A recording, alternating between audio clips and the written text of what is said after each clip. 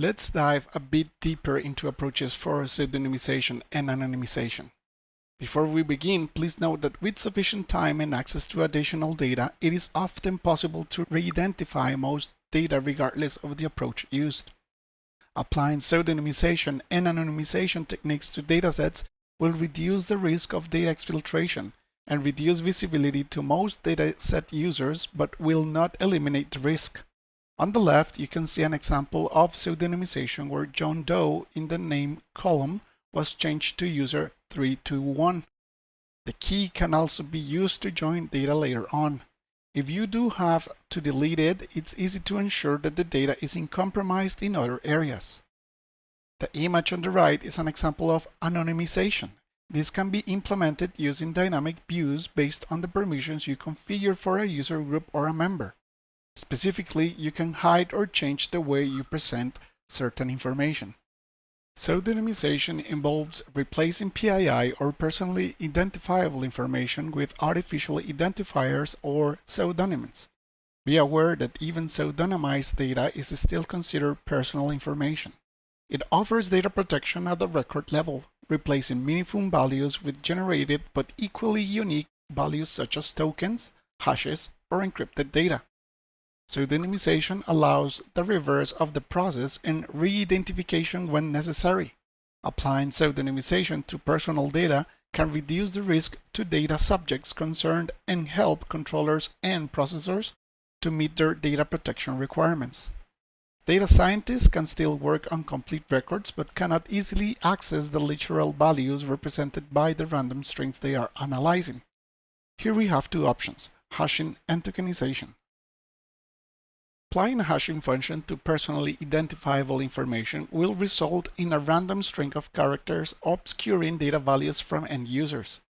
Because hashes are deterministic, adding a random string to the beginning or end of a value helps reduce the risk of reversing a hash.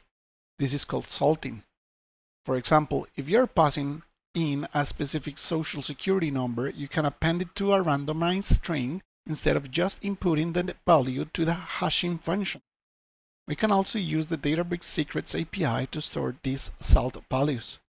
Permission to these secrets can be granted only to production jobs and authorized users, and this will ensure that salt values are never displayed in plain text within the notebooks. While hashing does not require a complete re-architecture of a data system, it will increase data size as hash values takes up more bytes than the data they replace. Note that the different hashes will use different number of bytes. Some operations will be less efficient, and a specific data may need to be extracted before hashing to allow downstream processing. For example, suppose a machine learning pre-processing step that extracts the domain from an email address before making a prediction. In that case, the domain should be stored and hashed in a separate column from the complete email address so that the hash domain can still be used. With tokenization, we'll convert all of our PII to keys and store our values in a secure lookup table. Note that this is slow to write but fast to read, partly because our re-identified data will be stored in a fewer bytes. Typically, just encoding the key we'll use to look up the data in a long value. To tokenize a dataset, we will start by getting all the columns and turning them into an array of structs. Each unique value is assigned a token once all the values have been identified. These tokens are used as keys for exceptional values in the token vault. The table exposed to end users contains these keys, usually stored as long values. About anonymization, it protects entire datasets, including tables, databases, and whole data catalogs, and irreversibly alters personal data to prevent direct or indirect identification of data subjects. This is not a problem, as business analysts are often more interested in aggregations and trends that can still be tracked without seeing each record. Anonymization typically employs a combination of multiple techniques in real-world scenarios, such as data suppression and generalization. Data suppression involves removing or deleting specific data elements to prevent the identification of individuals. Here we can apply a column or row suppression. Conditional filters and dynamic access controls can be used to remove access to columns or rows of data, without reducing the ability of analysts to do the reporting. Regional reports can be made without full customer details. However, even limited data can sometimes identify individuals, especially in small areas with few customers. Grouping data doesn't permanently hide sensitive information in reports. To protect privacy, you can remove groups with a few members. Here we have an example of column suppression where the SSN or social security number is removed.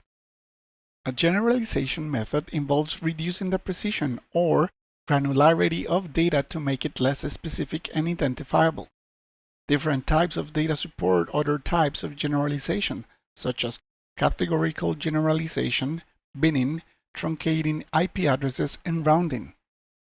With categorical generalization, the goal is to remove precision from data. In this example, we're grouping smaller cities into larger regional groups like states or countries to ensure that smaller geographies are not revealed, like in this case with Amsterdam and Harlem. So when a user submits an anonymous feedback survey, for example, analysts will analyze it and group it by location. A single user responded in the Netherlands, all that information was exposed. Instead, you will anonymize that level of specificity and then group it by country or region.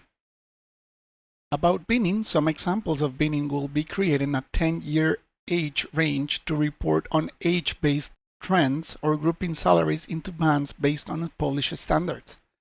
Reports and dashboards can still provide meaningful insights, but analysts will be unable to identify the exact salary of a given individual. Domain expertise can be useful when defining meaningful groups. Analysts can help determine how bins will be calculated based on reporting needs.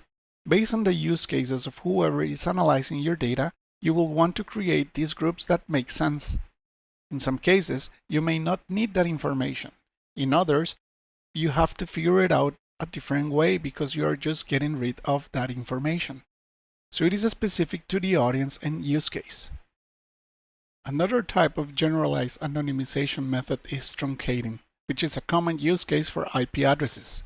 To truncate an IP address, we can take the last byte from it and replace it with 0 so that it is in the /24 CIDR range. About rounding, any reports can be safely completed with rounded data. General trends will be the same as in rounded analytics because data will be equally rounded up and down. So precision is necessary to provide insights. There is no need to store or expose precision if trends appear in the thousands.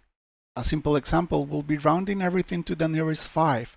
Note that even with rounding, the lowest and highest group may still reveal outliers that need to be suppressed.